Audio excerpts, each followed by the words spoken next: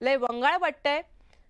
बेंबीच्या देठापासून अगदी घाम निघेपर्यंत ओरडून सांगतोय, पण समोरच्यांनी देवळात वाजवायची घंटा माझ्या हाती दिली अशी खंत वजा साध ही उपमुख्यमंत्री अजित पवारांनी मतदारांना घातली आहे। जनसन्मान यात्रेदरम्यान पुण्यातील आंबेगाव विधानसभेमध्ये बोलताना झालेल्या चुकांची मी माफी मागितली आहे। आता तुमच्या कांदा टोमॅटोवर कधीच निर्यात बंदी आणणार नाही, पंतप्रधान नरेंद्र मोदींना तसं आवर्जून सांगितलंय। उसालाही चांगला दर देतोय। माझं काम बोलतं, काम आणि आपलं कामच भारी असतं। फक्त लोकसभेसारखा दणका आगामी विधानसभेत देऊ नका अशी साध अजित पवारांनी मतदारांना घातली आहे। निर्यात बंदी नाही। आता हे कसं आम्ही करणार? केंद्रात सरकार आपलं आहे म्हणून आम्ही करणार। आता तुमच्या खासदाराला सांगितलं ती काय म्हण, अरे माझं तिथं कुणी ऐकतच नाही।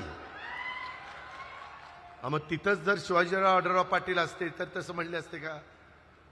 आणि बिनकामाचं माझ्या डीपीडीसीचं काढतात। डीपीडीसीला अजित पवार काही बोलून देत नाही। अरे अजित पवार इतके वर्ष तिथं पालकमंत्री आहे, सगळ्यांना बोलून दिलं। अजित पवार आता ही लाईन धरली की अजित पवार वाईट झाला। माग अजित पवार सारखा माणूस नाही राव, लय कर्तृत्वान।